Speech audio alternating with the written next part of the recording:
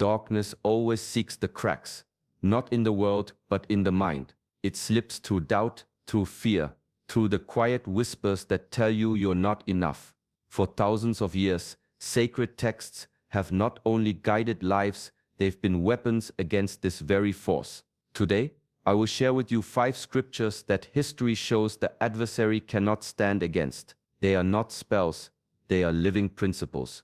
Words that, when carried with discipline, silence the inner storm and steady the wandering mind. Think of the Shaolin path. A monk doesn't just train his body, he trains his spirit to stay unmoved, even when the ground beneath him shakes. These scriptures work the same way. They don't protect you like walls outside. They awaken strength inside. Once you understand them, they become like iron in the bloodstream, impossible for the devil of distraction to penetrate. Many know the common verses spoken loudly in churches, but few explore the quiet strength hidden in lesser quoted lines. Some of these scriptures were used in moments of exile and oppression when faith was tested in fire. Others were whispered in caves, passed secretly to keep the spirit alive when armies tried to erase them. The fact that they still reach us today is proof of their endurance. By the end of this teaching, you will not only know these 5 scriptures, but you will understand how to breathe them, embody them, and use them as your own inner weapon. Stay with me until the end, and you will see how ancient wisdom, mindful practice, and divine truth join together to make you unshakable. This is Shaolin Soulfire. Welcome. If you value wisdom that arms the mind and strengthens the spirit, subscribe now and walk this path with us. The strongest fortress is the one no enemy can touch. Not stone walls, not iron gates, your own mind, steady and awake. This is why scripture was never meant to be worn like armor strapped outside the body. Its power begins inside, where doubt and fear first rise. When I was a boy in training, the body was tested daily. Endless stances, endless repetition, legs trembling, arms burning. The elders would say, strength is not for display, it is for silence, it is for steadiness. At the time I thought they spoke of muscles, later I understood they meant the muscles of the mind. Each verse is like a form in martial practice. Repeated slowly, it cuts grooves into your awareness. At first it feels like memorization, words repeated in the mouth. But as the breath joins, the heart responds. The words begin to live differently. They sharpen focus, clearing away the fog of wandering thought. They steady clarity, so emotions no longer sweep you like a river, they return you to presence. The only place where real power exists. Consider a monk standing before an opponent.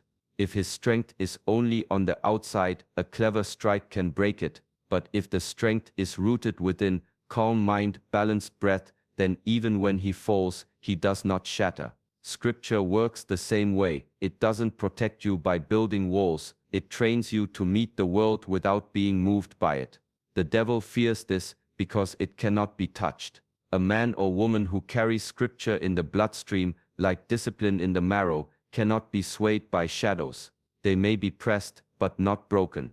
They may stumble, but not lose themselves. This is the quiet power of words lived, not only spoken. A Shaolin master does not train the body as one thing and the mind as another. To strike without focus is wasted motion. To focus without action is an empty thought. Breath, posture, awareness, when they join, strength arises naturally. This is why the old teachings say, one practice, not two. Spiritual training is no different. To read a verse only with the eyes is like watching someone else practice the form.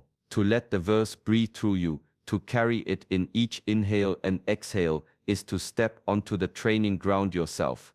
The words then are not outside you, they move within your rhythm, shaping how you stand, how you speak, how you meet the day. Discipline is the bridge here. Just as a monk repeats a single movement until it becomes effortless, a seeker repeats a scripture until it is no longer recited but lived.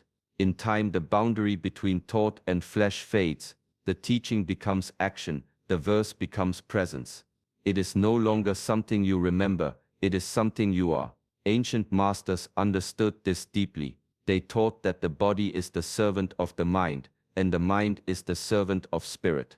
When all three align, There is no gap for weakness to enter. You do not just hold wisdom in your head while your body rushes elsewhere. You embody it fully. Even your silence speaks the verse. This unity is what makes the teaching more than words. A page can be burned.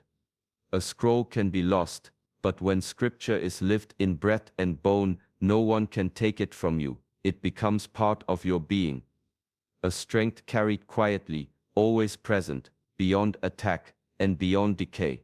The enemy that causes the most damage is not always outside. It is the whisper inside that says, "Stop now, it is too hard," or "You are not strong enough. You will fail." This is the devil in its practical form, the voice that pulls you from your path, not with force but with persuasion. It does not need chains, when doubt can bind more tightly than iron. Mindfulness is the discipline that exposes this voice. When you sit in stillness and simply watch, you begin to see thoughts rise and fall like clouds across a white sky. Some are gentle, others stormy. The practice is not to chase them, not to fight them, but to watch without moving. This is how you learn not every thought is truth. Not every voice deserves obedience.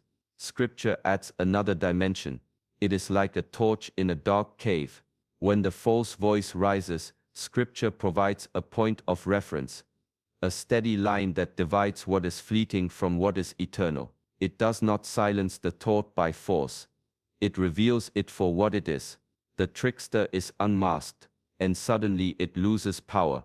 The old masters taught that discipline is not the absence of weakness, but the art of not being ruled by it. Each verse repeated with awareness becomes a blade that cuts through confusion. You no longer ask, "Is this thought real?" You already know where truth stands. This is inner mastery. To hear the voice of temptation without trembling, to feel the pull of doubt without being dragged. The scriptures sharpen that clarity. They remind you that while thoughts come and go, truth remains. And when you stand with truth, no whisper can turn you from the path. In the monastery, training begins with something so simple it seems almost too small. A single breath.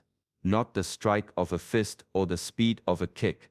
Just inhaling, exhaling, watching the rhythm of life itself.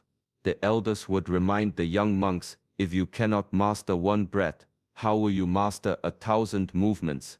Step by step, they learn that the breath is the anchor. It steadies the body and clears the mind. Scripture works in the same way. To recite a verse is not just to speak it aloud. It is to breathe with it. To let the words settle inside you like stones sinking to the riverbed. At first you may only hear sound, but with practice, the verse becomes a pulse, guiding you back to this exact moment. Not yesterday. Not tomorrow. Now. Fear, impulse and doubt live in the places where the mind runs wild. Fear projects the future. Impulse chases what it sees without pause. Doubt feeds on every possible outcome. But here in the space of one conscious breath, none of these can survive. When you return to the verse in your breath, fear cannot reach you, for you are not in the future. Impulse cannot drive you, for you are not chasing. Doubt cannot poison you, for you are not divided. You are present. The ancient discipline is simple yet profound. Breathe, recite, return.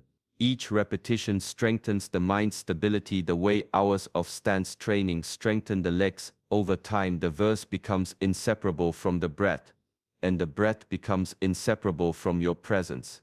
This is the hidden strength of both monk and seeker. The ability to resist not by force but by simply remaining rooted in the now. Life tests most people not through great battles, but through the small sharp moments that pierce their calm. A harsh word, a sudden change, a quiet fear rising in the chest. Without training, the mind reacts like a drum struck too quickly, loud, unmeasured, and unsteady. The voice of doubt knows this and feeds on it. One thought, one fear, one insult, and the pattern repeats. Reaction takes over, and choice disappears.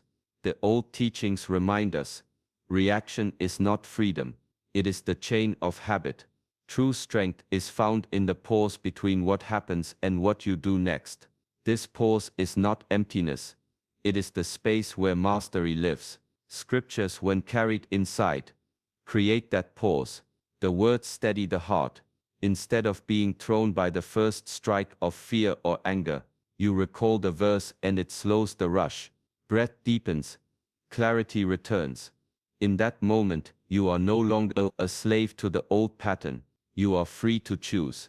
Ancient warriors, trained to remain still even when arrows flew past them, not frozen, but fully aware. Their discipline gave them the ability to respond with precision rather than panic. In the same way, when you embody scripture, you are not frozen by life's blows. You are awake within them, able to respond with intention rather than reflex. This is the art of inner mastery, to live from the inside out, not from the outside in, to let your choices flow from presence, not from fear. Each verse held within you is a reminder that you are not at the mercy of impulse. You have the strength to pause, to see clearly, and to act with purpose. This is the quiet victory that reshapes a life. The foundation of Shaolin practice is not hidden techniques or secret forms. It is the basics. Stances held until the legs burn, movements repeated until the body remembers them without thought. Day after day, year after year, the same motions are drilled, not for display, but so that when the moment of testing arrives, the body does not falter. What was once effort becomes instinct. The mind requires the same training. Scriptures, when repeated with care, carve new pathways into your awareness. At first they are words you must recall. You pause, search your memory, bring them forth. But with steady repetition, something changes. The verses sink deeper, no longer floating on the surface of thought. They become part of your inner rhythm, surfacing in the very moment they are needed. This is spiritual vigilance. Just as a seasoned monk does not need to think about his stance in battle, you do not need to grasp for strength when trials come. It rises in you without effort. Fear approaches, and the verse steadies you. Temptation whispers, and the verse answers before your lips move. Doubt presses in, and the verse holds the line. The ancient masters knew that vigilance is not a burst of effort, but the fruit of long patient training. Just as a guard must stay awake through the long night, the mind must remain awake through the passing of days. Scriptures repeated again and again are the lamp that keeps the darkness from creeping back unnoticed. To stand firm, then, is not to strain, but to be prepared. Discipline has already been done. The mind, like the trained body, simply holds its ground. This is the quiet strength that repetition builds, unshakable, steady, alive in every breath. There is a strength that does not shout. It does not need to prove itself or demand recognition. It is the quiet confidence of one who knows their ground. This is not arrogance, which inflates the ego and collapses at the first challenge. It is a steady faith. Faith in the path walked, in the truth carried within, in the unshakable center that no storm can uproot. The elders often compared this to a tree. The tallest branches may sway wildly in the wind, but the roots buried deep do not move. To live wisely is to sink those roots where they cannot be seen, into discipline, into practice, into truths repeated until they become marrow. Then when storms rise, you bend but do not break. Scripture serves as the root system for the mind. When joined with mindful grounding, breath steady, awareness clear, the words anchor you. A sudden fear may blow through, yet it passes. An insult may strike, yet it does not pierce the center. Even doubt, sharp and persistent, cannot unseat you when your roots are deep. This is how the old masters carried themselves. They were not untouched by pain or hardship. They knew loss, they knew temptation, they knew fear, but their center held. Their wisdom did not depend on conditions outside. It lived in the discipline cultivated within. When scripture is paired with mindfulness, you carry this same root. You do not need to raise your voice to prove strength, nor harden your heart to feel secure. Quietly you remain. The storm spends itself, and you are still standing.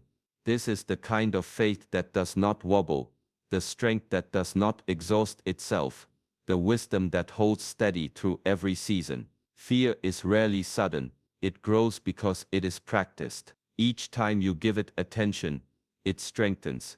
Each time you repeat the thought, it roots deeper. In this way, fear is like a shadow you keep feeding until it seems larger than the body itself. Left unchallenged, it can shape the way you walk, the way you speak, even the way you dream. Shaolin discipline teaches a different path. The monks are not trained to destroy fear, but to see it clearly. During training, the body trembles under strain. The mind whispers to stop. Instead of fleeing, the monk notices. He does not deny the fear, nor does he bow to it. He steps forward through it, one breath at a time. This practice reveals the truth. Fear is loud, but it is not solid. Once you walk through it, it cannot hold you. Scriptures serve the same purpose in the realm of the spirit. When fear speaks, it often carries lies. You are not strong enough. You are alone. You will not endure. A verse repeated with presence cuts through these illusions. It names the voice for what it is, not truth but shadow. In naming the lie, the verse reminds you of what is real, of what cannot be shaken. The ancient path shows us that courage is not the absence of fear, but the refusal to feed it. Each time you choose the verse over the voice, you weaken the habit of fear and strengthen the habit of truth. Slowly your instinct changes. Where once fear ruled, now clarity stands. Where once you shrank back, now you move forward. This is the mastery that grows when fear is seen named and left unfed. True strength often hides in silence. It does not need to shout to be real. In the monastery, the elders would remind the young ones that a master does not prove himself by striking loudly, but by moving with precision. The same is true in spiritual practice. You do not need grand declarations for your faith to hold weight. What you need is quiet repetition, steady rehearsal within the mind, until the words become part of you. When you whisper a verse under your breath, or hold it softly in thought, it begins to weave into your rhythm. No audience is needed, no performance required. The power is not in volume but in consistency. Like water carving stone, the steady presence of the verse shapes your inner ground. Over time, the words come without effort, rising like breath itself. This is a silent defense. When chaos presses in, when the voices of fear and temptation grow loud, the verse is already alive within you. You do not scramble for it. It meets the moment on its own. Whispered softly, taught gently. It does not clash with the storm. It surprises it. Chaos expects panic, but finds steadiness. It expects noise, but finds silence, filled with strength. The ancients knew that rehearsal creates instinct. A warrior does not wait for battle to learn his stance. A seeker does not wait for trials to practice truth. Whisper by whisper, thought by thought, the verse becomes second nature. This is not fragile strength, easily shaken. It is deep-rooted, calm, prepared. In this way, silence itself becomes power. No need for drama, no need for display. Only a calm voice within that holds steady, no matter how fierce the storm outside. In Shaolin training, discipline is unyielding. Hours are spent in stances, muscles burning, sweat falling like rain. Movements are repeated until the body resists, and the mind begs to stop. Yet beneath this intensity lies a secret often overlooked. All the effort points toward stillness. The discipline is not an end in itself. It is the doorway into silence, where the mind rests untouched. The same truth applies to the path of self-mastery. Work must be done. Goals require energy, persistence, and long hours of practice. But if effort is never balanced with rest, the spirit becomes rigid, and the heart begins to fracture. True mastery is not endless striving. It is the ability to pour yourself fully into the task, and then release it without guilt, returning to quiet. Effort and peace are not enemies. They are partners in rhythm. Scripture teaches this balance. A verse can drive you to rise, to endure, to stand firm against trials. The same verse can also cradle you into rest, reminding you that stillness is not weakness but strength refined.